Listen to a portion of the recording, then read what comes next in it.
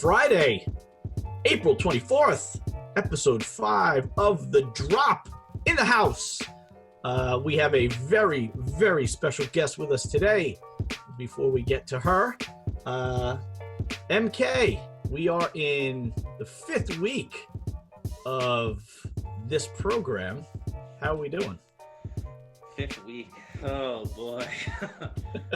We're doing great. We're doing great. Is that the company line?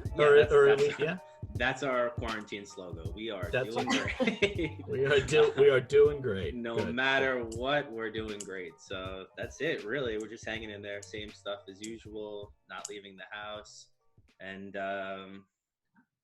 just trying to stay busy, just keeping up with schooling for the kids.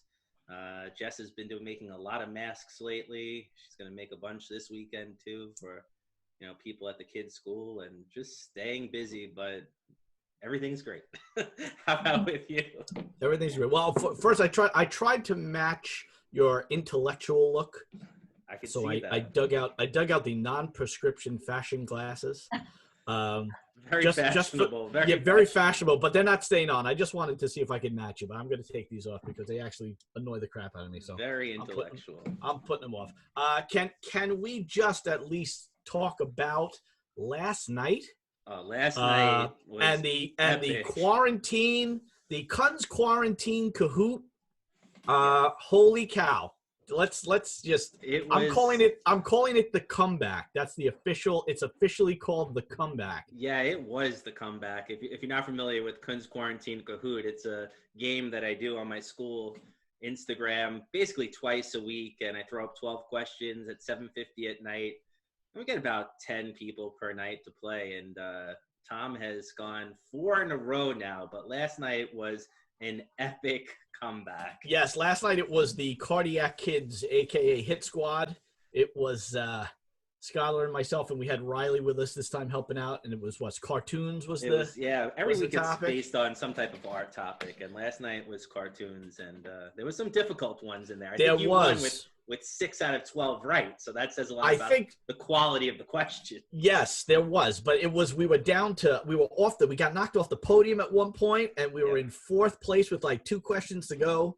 Riley and I were about to strangle Skylar because she screwed up the Looney Tunes question, and it knocked us off the podium, and then came down to the last double point, the last double point value question at the end, the 12th of 12 questions.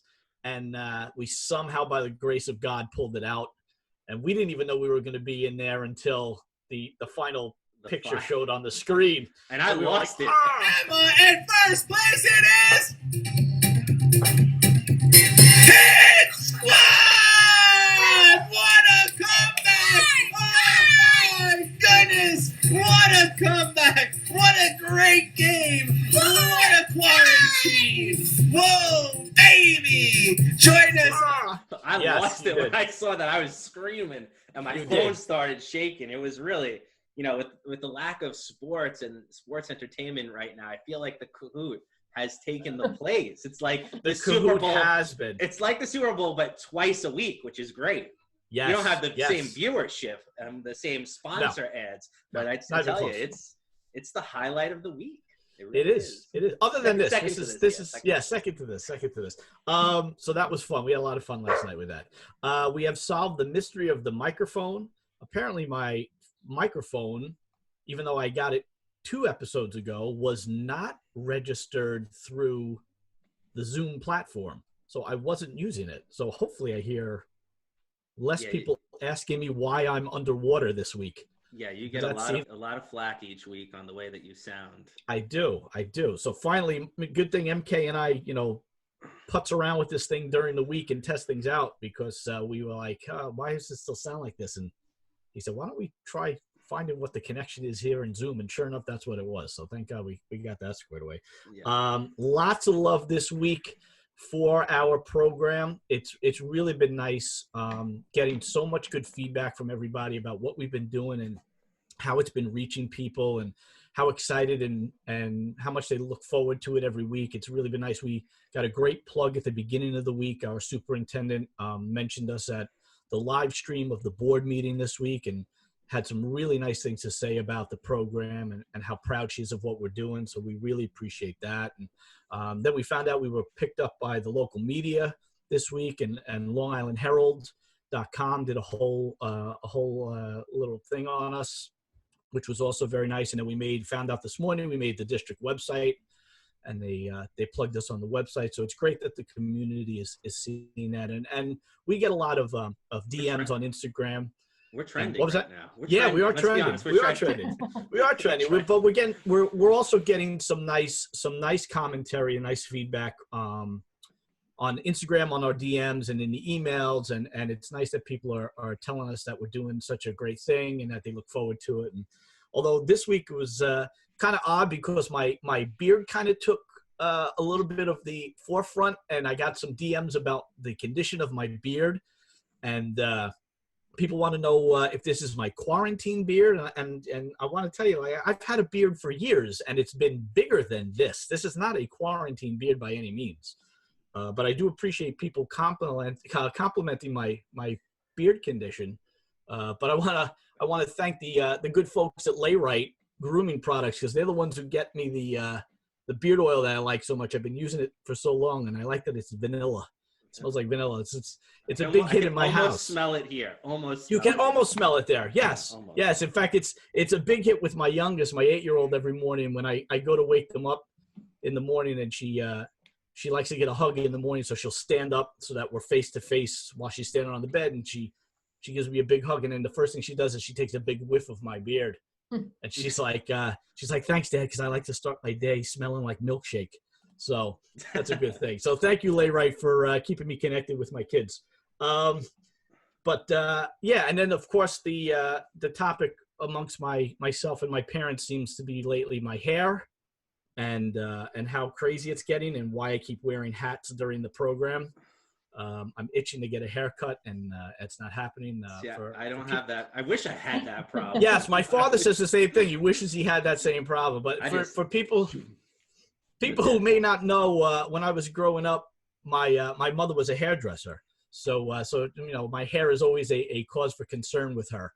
Although it's ironic, because if you've seen any pictures of me from like nursery school through till like I'd say 4th grade, I look like Dorothy Hamill.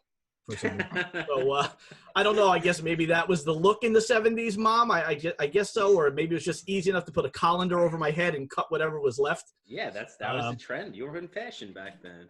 Yes, it was. I guess it was very fashionable, but it's nice to talk nostalgia, because the artist that we have on today is a huge documentarian of nostalgia, and we are very happy to have her on the program. It's Jessica Brilli. Jessica, welcome. Hey, thanks for having me. Oh, absolutely. MK and I have been following Jessica for quite a while now, a couple of years, and she happens to be a former Long Islander from Sayville. Is that correct? That's from right. Sayville? Yeah. So County. I grew up. Yeah, so we definitely want to get her take on her experiences growing up as an artist, a young artist on Long Island, and see where her influences came from and how she got inspired for that, because it's a big thing for our students and our alumni to find out, the different experiences that kids have when they're growing up here.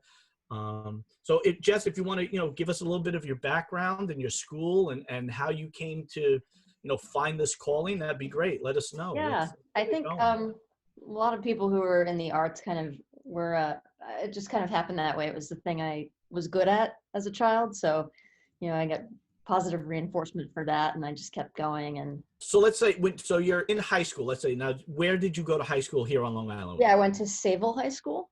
And Okay. yeah, I graduated from there in 96, which it's getting longer and longer ago.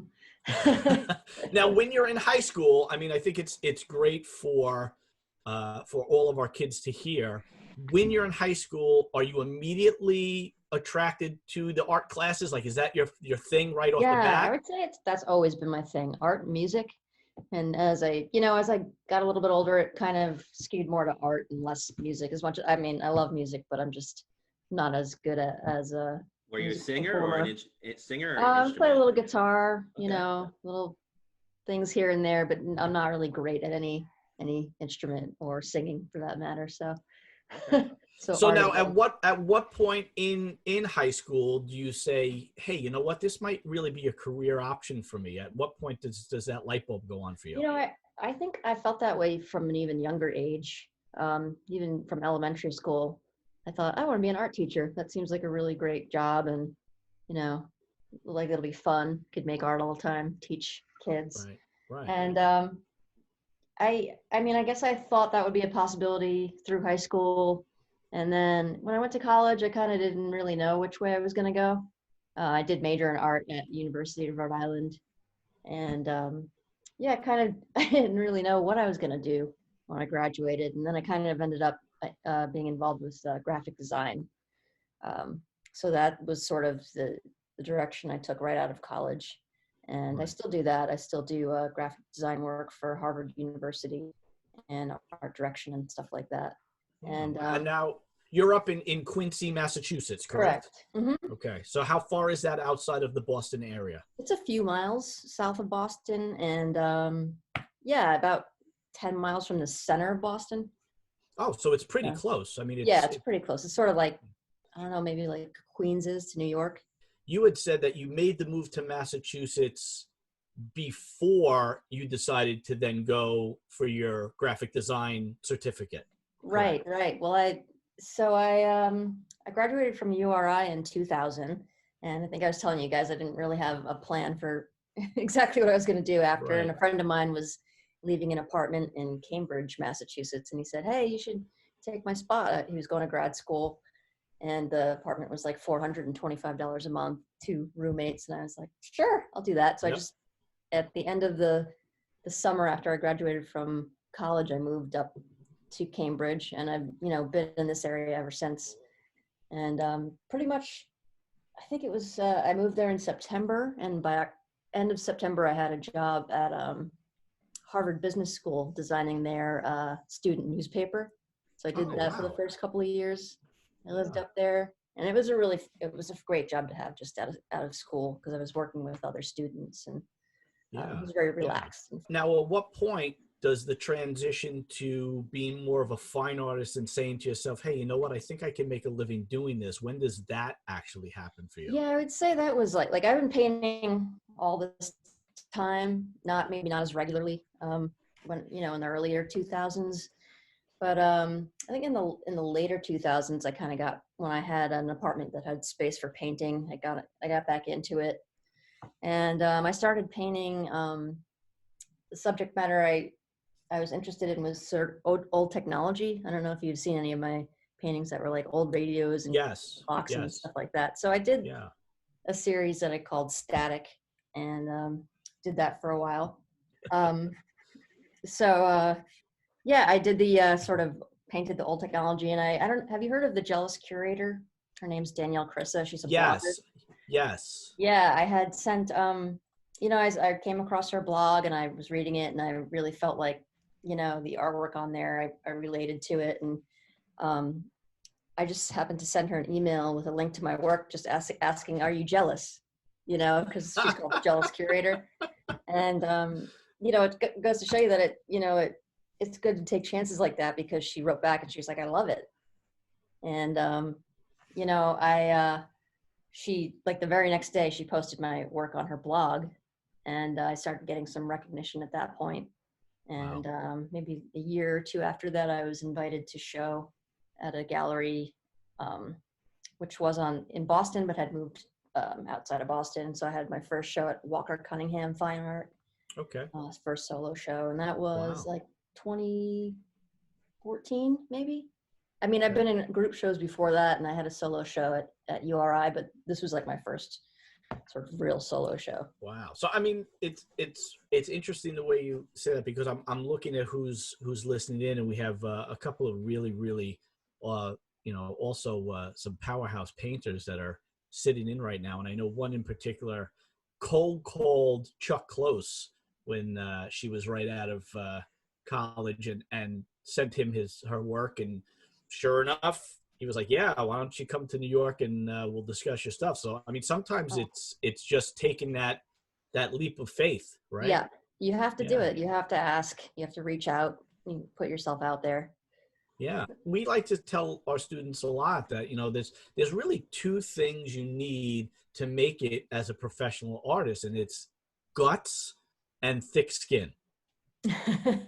Right? I mean, you really have to have the wherewithal and the confidence to take that chance like you did, and maybe a little overconfidence even in your stuff to be able to say, hey, check this out. But then you have to be prepared for major rejection too. Right. I guess at that point I felt like I just didn't have anything to lose. It's like, oh, if she doesn't like it, she doesn't like it. That's right. And was the plan then to find somebody else and try the same thing and just kind of see what sticks? And well, once she posted my work, then other blogs picked up on it and they posted my work, and it was just kind of branched out. It was like a tree growing, and just more things started to happen, and I got more invitations, for people to show my work. And yeah, it was really, I mean, I feel like I was very lucky. It came somewhat easily after that. Awesome. Yeah, it's kind of like the exposure to the drop, MK. Yeah, very simple. Actually, very similar. Very similar. The more it seems like the more people kind of hear about it and they start telling other people, and then it kind of snowballs. Social media is amazing that way too. It's just it's unreal. Much easier to reach people these days than it was, 10, 15 which is a great segue to my next question, which is how important is, particularly we talked about it earlier in the week, is Instagram for your exposure, because you've told us that you rely on it quite a bit. Is that right? I do. I mean, that's my main way of reaching people at this time. I've got, I think, over 13,000 followers there. So it's like a really great way to just reach people. Their promotion tools are actually pretty good too. Sometimes I do promotions, and it's a great way to get new eyes on your work too, right. And in addition to your representation, you've said you've actually used it a lot for sales too. Yeah, like I do studies. When I'm gonna do a larger painting, I'll do a few studies to just sort of test the color and things like that. And so I actually sell those, and I put them up on Instagram, and that's how people know they're for sale. And I've basically sold every single one I've done through Instagram. How quick do they sell usually? Usually within 24 hours. That's great. Yeah. As far as Instagram, do you have any you always hear people say, oh, I have like a formula to the way that they go about things, like either to get more followers or to get, especially with the algorithm, to get more exposure for their posts. Do you have any set formula that you do? Is there like certain hashtags that you do, or any advice for anybody maintaining their Instagram? Yeah, I mean, I always use a lot of the same hashtags, just the obvious things, to people who you want hashtag art, oil painting, acrylic painting, contemporary art. I also, it's nice to mention other artists. Like I like to do that in my stories. It's a nice community, because if you share other people's work, then, what goes around comes around, and people will share your work, and it's just balloons from there, I make fun of Tom every once in a while for that, where he shares somebody's work, then they share his, and he shares them sharing his work, and back and forth. I'm like, I got to keep seeing these screenshots, keep getting deeper and deeper. It becomes like on the back. It becomes like that famous Norman Rockwell painting of the painting of the painting of the painting. Yeah, it's basically, I'm trying to look how deep that those stories go. Yes, it's like Pandora's box almost. But you're right. It does, like, if you promote other people's work, they promote yours, and right. It just has a way of growing, Yeah, chain reaction, Well, I think it says something about the art community as a whole, about how really more supportive it is than competitive.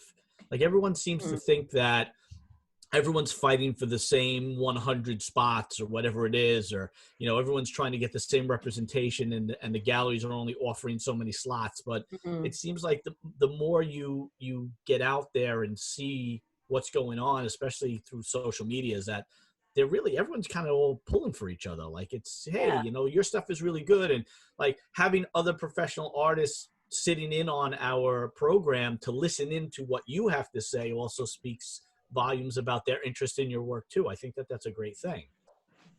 As far as finding your subject matter, how does that happen? When does that happen for you? So I've gotten into, my process includes like just looking through tons and tons of photos and slides. And I look a lot on eBay and Flickr and places like that. Mostly eBay because I can purchase images that way. And usually if it's a slide, that means I own the rights to it once I purchase it. Right. So then I can do whatever I want with the image. And I just look through thousands of images until I see one that kind of jumps out at me, or kind of, you know, I feel like an emotional tug. And then I know, I'm like, I got to paint that one. Yeah, right. Now, and where does this interest in this nostalgic time period type of thing, where does that come from for you? What influences are you getting from that? I think it's growing up on Long Island. I like to do the suburban scenes, and I think a lot of those are sort of reminiscent of the neighborhoods I kind of grew up in, with the very manicured lawns and things like that. And the cars, my father sold cars when I was a kid, and he would always bring home different cars, and my brother and I would be super excited about that. So we got kind of into, like, you know, 80s cars, because that's when he was doing it. And, right. I think older cars make a better subject matter for paintings. For me, like, I'm not excited by like a brand new car. Like, I'm not going to paint that. There's no history there. There's no history to it. They're beautiful. I don't know. They don't need it to be called up and, you know, I don't need to draw attention to that because everybody's already kind of ogling like a new Porsche, you know? Right. And it doesn't have a story. You're right, very much like, yeah, like when I look at your work, you are essentially a storyteller. And I think that's what attracts me to your work right off the bat, is that it has this narrative quality to it in this background. And it makes me want to know what's going on in that scene. Mm-hmm.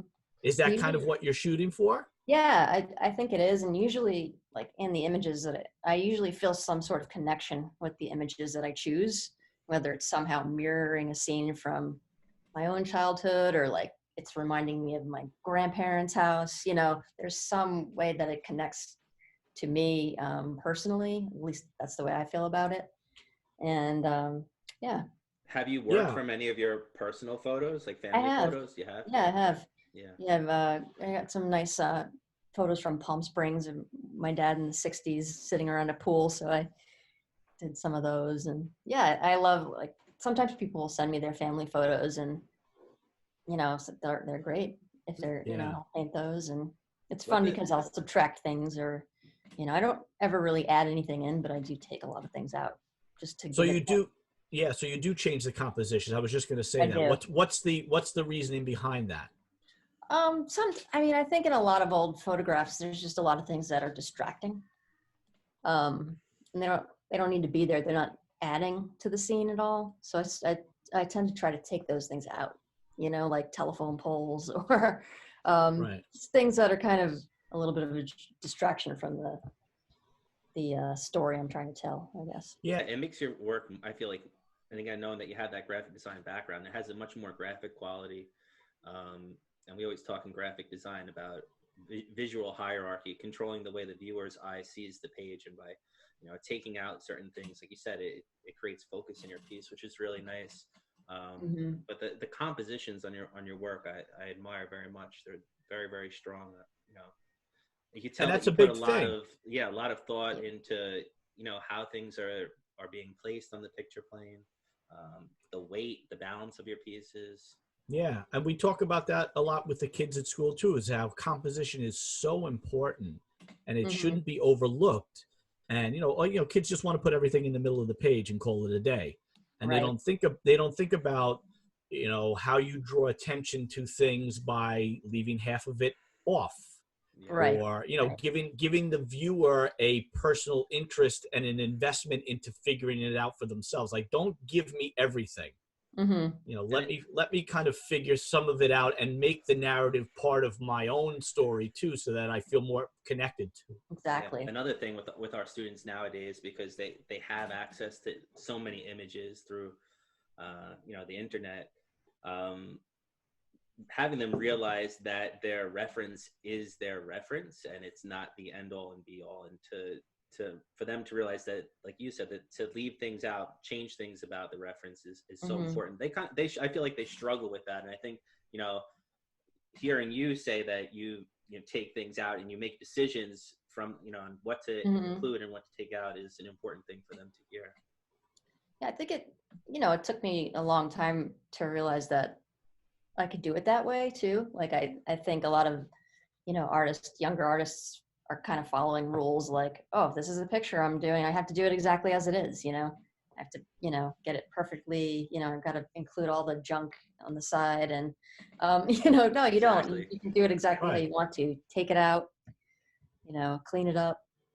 And that's really what makes it yours. That's that's when it becomes, your own personal style. And you have such a distinct look about your pieces. And we were talking earlier in the week with you about your influences. You had mentioned that Hopper is such a huge influence on you. Yeah. And I think absolutely. we could see that, right from the get-go with at least the lighting part of it too. What is it Mhm. about Hopper that draws you in so much, that the influence is so much a large part of what you do? Yeah, I've always loved his work, and I think it's mainly about the color and the composition, as we were just talking about. Like his scenes are just so perfectly spare. You know what I mean? And It's the a great colors way are of incredible. explaining it. Yeah, it's Yeah, I mean, perfectly spare. I've I never always heard it felt that way. like I really connected with it. And I kind of like how there's a little bit of loneliness in his work. And Yeah. a quiet feel to them. Quiet. Yeah, very Mm-hmm. quiet. Yeah, I can Exactly. see Yes. that in your work too. Yeah. Yeah, and we were also, MK and I were trying to, because we try and pull in other art and other artists for our students to compare and contrast, and we both agree that we see a lot of comparisons with David Hockney's work, Mm-hmm. in terms of his color palette and the sparseness of his paintings. I brought up a contemporary painter by the name of Grant Hafner, Mm-hmm. who's also a Long Island artist. He lives now up in I think Massachusetts too. I don't Okay. know what I don't the I Long didn't know Island, he was Long Massachusetts Island. connection. Yeah, he's from the East End. Obviously, his color palette is much different. He's a lot more vibrant. But like you were talking about, the composition and the sparseness of his kind of work, you can definitely tell what time of day things are. Right. Which That's beautiful. right, it has the same kind of that quality that your work has, where we know the season, we know the time period, we know the day, we know the time of the day. It's incredible that you're able to capture that feeling, and which leads me to your process, because you show a lot of process in your Instagram feed, a lot of Hmm. videos, Hmm. correct? I like the time lapse videos. Those are fun. Yeah, and it's what amazes me about it is when, I've shown your work to students in class, and initially they're kind of like, okay, well, I get it, but it kind of looks simple. Sena, like what's the deal? And I said, no, go back and look at the process videos, because your process is so intense, and with the underpainting and the glazing, and you really are a student of color, Yeah. I think right? that's probably my favorite thing about painting is the color. And Just sort of getting it just right so that it really does convey the specific time of day, or, the light bouncing off, the hood of a car.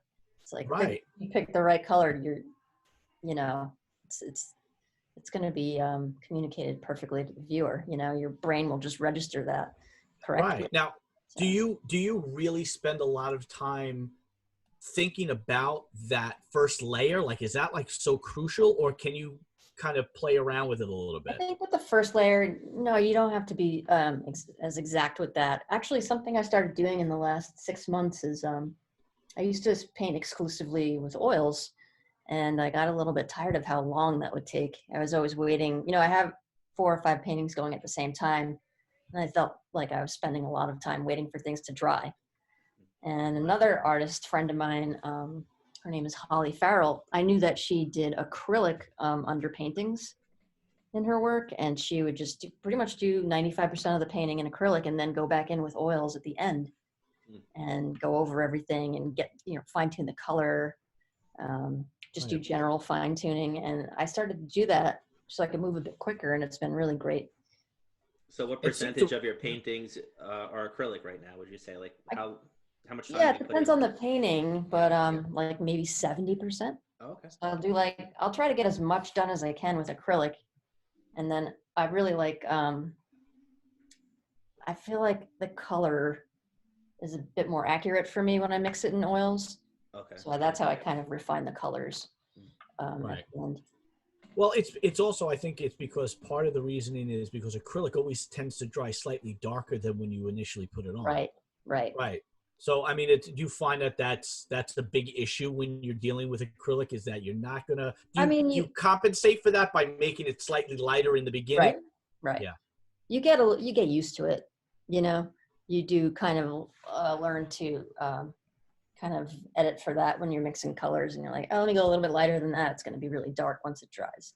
But, when the fact that I do finish in oils doesn't matter that much, because I can kind of just fix everything in the last stage and get it exactly how I want it to look.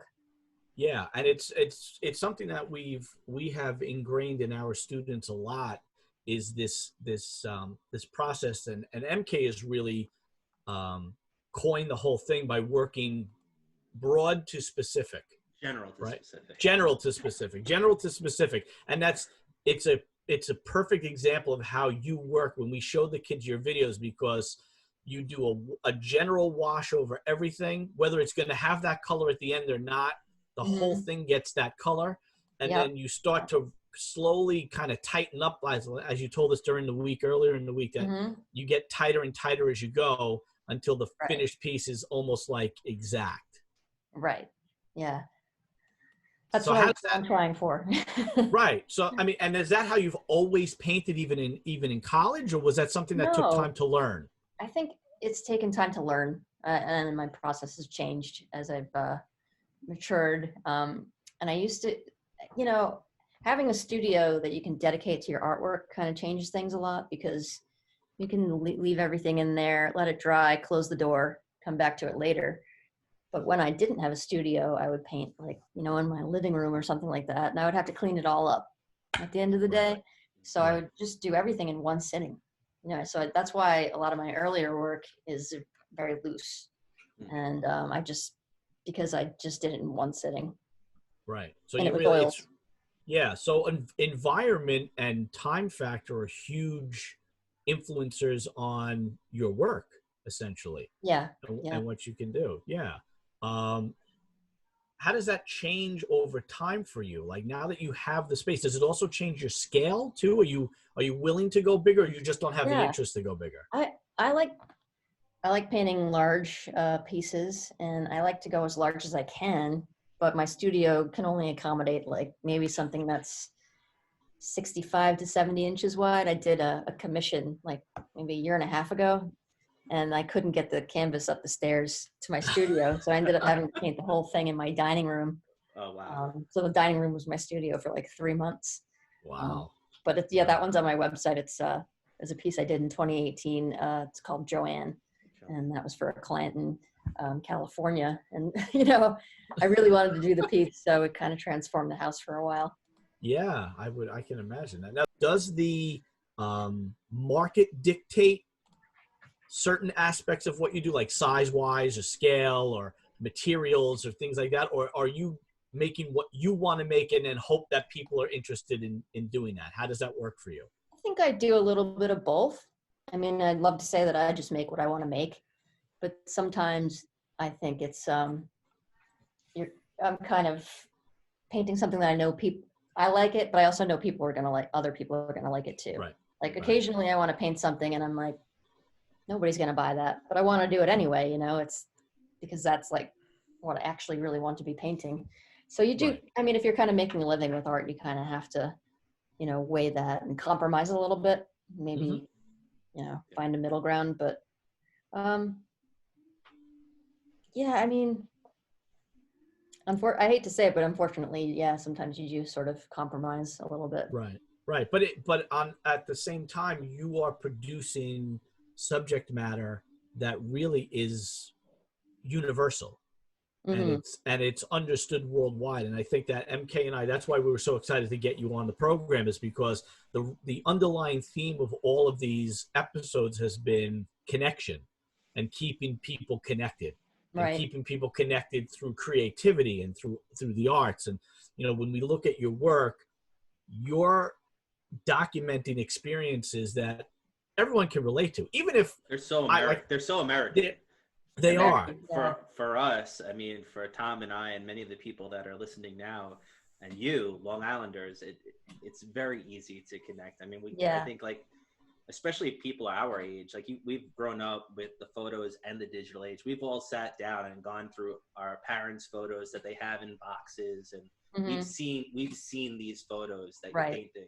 Right. So for me, it's like, it's that connection, which is awesome. Yeah. What's crazy about it is, I looked through so many thousands of photographs, and like, it really is amazing how people just have a shared history. Like, it's like, the birthday parties, the Christmas photos, the holiday photos, photos in the snow. It's like, they're just like different themes, but tons of photos within those themes, from we still see it, families. and we still see it now with social media. It's the same way. Instead of having those boxes, we now have it, completely out in the public like that. Right. And you can see it almost on like even daily basis now. You got everybody doing their mask photo. You have everybody doing their bike ride video, getting out and getting out of the house, or their toilet paper pictures or something like that. It's what connects people, Right. But it's true. I mean, I think that, like, even though we didn't necessarily, and you didn't necessarily grow up during that time period, there is still a connection to, especially now more than ever, like this need to believe that things will be simple again. Mm-hmm.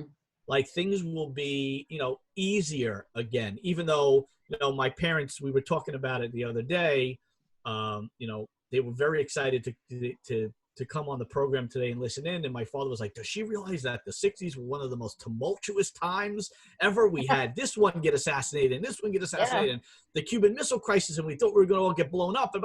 But yet the whole approach that you have to showing that time period still, it just oozes simplicity and a simpler time and an easier time, because I think we all need to just want to feel that right now, no matter what that time period really was. Your work just, spells that out perfectly for us. Yeah, maybe it's sort of, it's like the highlights, the things that we want to remember. Do you feel like you're living in the right time now? Do you feel like you're like an older soul? Like, would you feel like more comfortable ways in that time period? Because I always say, like, oh, I wish I grew up in this time period. Oh, I wish I grew up in that time period. Probably not. I'm pretty happy to be around now, just in your present day. Being a woman, I think today is is better. I would think absolutely. So, yes. All right. But there are things, like I love the design from the 50s and 60s. It's just like even like product design, and that's why I painted the radios and telephones. I just the aesthetic of things then was really everything seemed to be very well thought out, beautiful, and there wasn't as much it wasn't like a throwaway culture, like we have today, where something breaks and you toss it out. Yeah, I think that's taking them back to appreciate that kind of thing, I think is necessary right now for all of us. And that's the beauty of your work, is it speaks to a time when things were valued a little bit more, and there was more society valuing things. Like, it wasn't just specific people, it was everybody kind of had that same mindset that, this is what you should be considering important. I think that maybe, do you feel like after all this kind of settles down that maybe there's a hope that we'll reset ourselves mentally? I think that would be great, if that did happen. Hopefully there will be a silver lining to all this horrible stuff that's going on. But it does seem like in some ways I feel like people are kind of reconnecting to what's important. Like, you know, even, I mean, just do it, you know, I'm having a lot of FaceTime conversations with my family, which before we really didn't do it that much. You know, I talk on the phone with my parents once or twice a week. And now every week it's like the nephews, the grandparents, we're all, you know, video chatting and talking to each other. And it's really, it's like, we wonder why we didn't do it before. You know, it's really nice. In a way, the phone has made the actual phone, the talking on the phone has made a comeback, I feel like, these last couple of weeks. And just like this, some things are a bit simpler because we're not really leaving our houses. So I find myself looking forward to simpler things, you know, rather than, you know, it's exciting to me to, you know, bake a cake or something or just kind of, and I feel like I'm not in such a rush to get things done. Like I usually am, very pressed for time, trying to get a lot of paintings done, trying to get a lot of design work done. So it's been, I mean, as awful as it is that, you know, people are losing their jobs and the economy is slowing down, it's just been also kind of nice to just take a breath and be a little bit, slow things down. Right. Do you feel like this time period is going to inform your work moving forward a little bit more? Is it going to be in the back of your head more to want to show those more important things in your work? Do you feel like that's where it's headed? Yeah, I feel like that's hard to say. You know, I never really know where my work is headed. It just kind of morphs itself into something else. Being, you know, you never know what's going to affect your creativity, and just being, you know, sheltering in place, being home a lot, you know, been going for a lot of walks through my neighborhood, and I've gotten a lot more interested in photography again. I've been taking a lot of nighttime photos of the neighborhood, and I wouldn't have done that had this not happened. So I just feel like it's kind of fueling different creative energy, which is kind of nice. Yeah. How important is it for you in a time like this to stay creative and to feel the need to be creative? Because we do have a lot of students who have reached out to say that it's been more paralyzing than anything else, that there's so much of a block, that their head is in so many different places right now, and the uncertainty has them so unsure about things that they can't concentrate. And they feel, because a lot of our students are all about making things look quote unquote perfect. Right. And if it doesn't look perfect, then there's no reason in trying it. So how important is it for you to stay creative in a time like this? How much of a lifeline has it been for you? It's incredibly important, I think. I spend like a lot of my time painting, you know, and I think, I don't know what I'd be doing without it, but I think for your students, they really just have to, it doesn't have to be perfect. And I know that sounds like, oh, you know, you say that, but you probably don't mean it, but you know, just do something. I think if you just work on something, if you're feeling blocked, just working on something might get you to something different, or it might break you out of that, you know, the box that you're in, or lead to some other kind of creative outlet, you know? Yeah, we've said that the last couple of weeks, not to be so concerned with the outcome of the work, but enjoy the process of making it. Right, just do something, anything. Yeah. Something that, I mean, this is sort of minor, but something that helps me is to, like, if I'm spending a day in the studio, just so that I don't, at the end of the day, sometimes I'll feel like, well, what did I do? I didn't get anything done. So if I write everything down that I accomplished, and I'm like, oh, I did get things done, you know? Yeah, that's so like keeping lists, writing down ideas, keep a journal. Yeah, we talk about that. I mean, in my AP class, we talk about that all the time, creating lists, and documenting your process. Right. Absolutely. And that's a major part of the senior portfolio class that I teach too, is they're required to keep a sketchbook of ideas. I think that that's such an important thing, and to have you validate that and reinforce that, I think, is a huge thing for them to hear. Because, you know, kids, if you're listening, this is a very successful, very talented professional artist who keeps notes on everything that she's doing and is using it to help her work through issues with her stuff and figure things out and be a communicator and be a problem solver. And I think that that's a huge part of what makes you a complete artist. You're not just there for the aesthetic viewpoint. You're there for the entire journey from beginning to end. Awesome. Very cool. We have quite a few questions coming in on the chat. Jay Nice says, Jessica's COVID diary pieces show far looser brushwork. Is this due to speed or is this done on purpose? Yeah, it's due to speed, I would say. These are things like I would call them sketches. And they're not really fully baked ideas yet.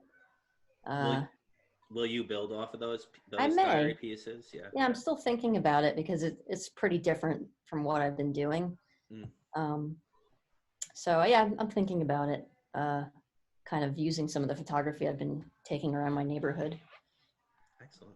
Yeah. There's a whose iPhone, MK? Yeah, it says I love how your work captures moments of stillness in such a cinematic way. I think that makes it universal, especially now when we have time to be still and quiet.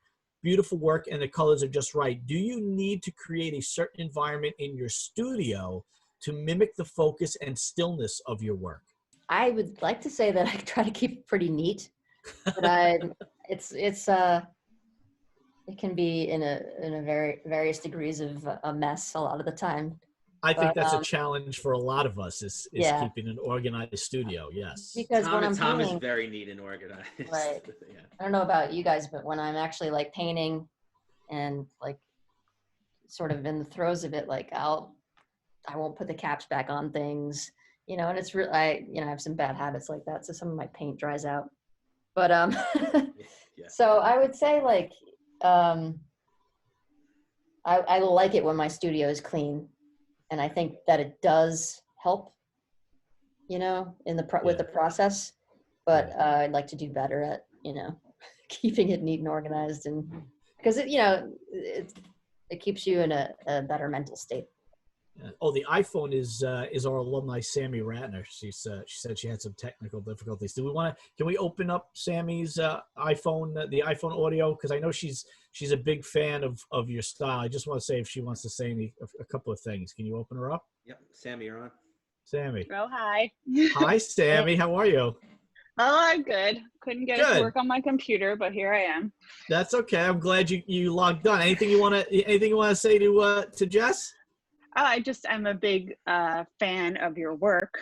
Yeah. I work in film and television, and there's something that's very, like I said, cinematic about your pieces that I really appreciate. So, yeah. Thank you. Yeah. Thank you. Samantha's actually a professional costume designer, a very successful costume designer. She's one of the most successful alumni we've ever had. We're very, very proud of what she's been doing. Oh, gee, thanks. It's true. Unemployed, moderately successful. There's a lot of people that are unemployed right now, Sammy. It's no fault of your own, kiddo, but that's true. Yeah, the first thing that she, when I sent her the link to your work, and she said the first thing she noticed was how it looked like a movie scene, and she could easily relate to that. MK, do we have anything else that's coming in? Or if anybody else has one that they want. I think we answered most of them before when we were talking. Well, now I don't know. Dad just got back in, so he's probably gonna. You want to put him on the spot? You can open up his own.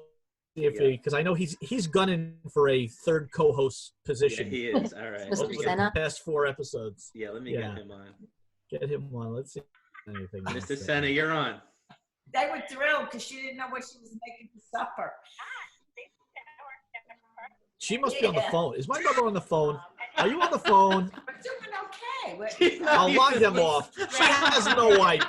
She has no idea that she's on audio right now on the phone. Cut them off. All right. Wow. It's funny. Well, I knew when your dad didn't have a question. When your dad didn't have a question, something was wrong. Something's definitely off. Your dad has a question every single week, so yes.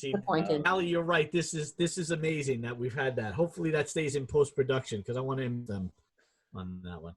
That's funny. But again, look at the clock, and we've been on for over an hour already. It's like this is. I hope this was painless, Jessica. I know that you had. I know that you had a little reservation. Like poor Jessica, she texted me earlier today, and she's like, "Do we know how many people are going to log on?" Because I get a little nervous when there's a lot of people. I think a lot of artists don't necessarily like to talk. We're visual communicators. Yeah, but I think you did a great job. You did. I think that it's really a wonderful thing for our students to hear, like I said, a different voice and a professional voice, because it's like, you know, listening to your parents. We say things in class all the time over and over again, and they start to tune you out. Yeah. When it's somebody, you know, of your caliber and your talent and your passion, you know, you have this drive to make it your career. I think that it carries a lot of weight. Especially coming from Long Island. Right. Yeah. Definitely coming from Long Island. Like seeing Long that Island. that Long Island strong in the house, you know, it's a big deal. And that you haven't denied those roots. No, I wouldn't do that. Yeah, I think that's a huge thing for our kids to see, that is that you're not only are you still acknowledging it, but you're proud of that too. Absolutely. Still have a lot of family living there too. Yeah, and that's, you know, the message that I want to give out to the seniors in particular is, you know, we think about this moment in time, and you're thinking more about the things that you're losing and not the things that are going to come out of this. But just remember that, you know, we're talking to an artist who deals a lot with memories and remembering things. And just keep in mind that this is not your memory. This time period is not your memory. Okay, you got to keep that in mind, that there are better things ahead. There are greater things for you ahead. It may not feel like that right now in the throes of it, because it's just so overwhelming and unsure. But, you know, remember that you're going to look back on other times and remember that those things were far better than what we're going through now. And I think Jessica's work is a great example of that for us. Jessica, thank you so much for participating. I think that, yeah, this was really great. And, you know, we're just like we do with all of our other artists, we're going to keep watching and seeing what you're doing and, you know, reaching out and really giving you, you know, great feedback and telling you what a great job you're doing. And we love to see where this is going to take a turn for you and how you're going to evolve as a painter. I think that there's a lot of fun for us to connect and see where it's going. So thank you so very, very much. And to everybody who's listening, MK, you got anything else? No, I just want to, again, thank you for joining us. I mean, this is our 5th episode, and yeah, thanks. It keeps getting better and better, and, you know, having different voices is extremely important. So we thank you so much for joining us. Well, thank you again, everybody, for tuning in. We hope that you've enjoyed this episode. Jessica is a tremendously talented painter, and we're glad that she came on, and we're very honored to have had her. And like I said, we're going to be keeping an eye on what she's doing. And if you don't know yet, she is at Jessica_Brilli _artist, correct? Is that? Yes, that's right. Yes. So please follow her if you don't already, and you know, feel free to ask me questions on if you want to. I'm happy to answer your questions. Yeah, she's awesome and very accessible that way. So everybody, take care, be safe, be healthy. We're almost there, I promise. We'll get through it sooner rather than later, I'm sure. So everybody, enjoy your week coming up to next week. We already got a guest on tap. We'll let you know next week who that's going to be. So thanks again for tuning in. We love everybody. Take care. Thanks, All right, Jessica. thank you.